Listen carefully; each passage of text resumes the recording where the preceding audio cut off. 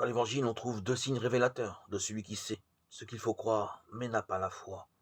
La casuistique et l'idéologie.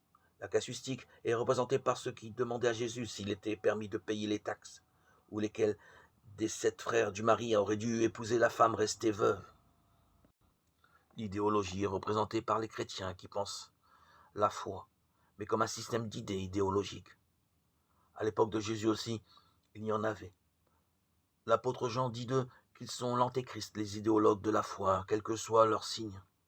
À cette époque, il y avait les gnostiques, mais il y en aura beaucoup d'autres. Et ainsi, ceux qui tombent dans la casuistique ou ceux qui tombent dans l'idéologie sont des chrétiens qui connaissent la doctrine, mais sans la foi, comme les démons. Avec la différence que ils tremblent, mais ceux-là non. Ils vivent tranquillement.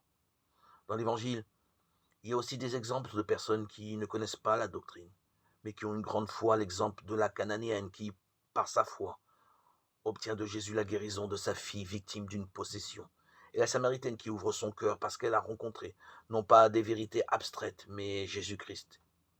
Et encore, l'aveugle guéri par Jésus et qui est pour cela interrogé par des pharisiens et des docteurs de la loi, jusqu'à ce qu'il s'agenouille avec simplicité pour adorer celui qui l'a guéri. Ces trois exemples montrent combien la foi et le témoignage sont indissolubles.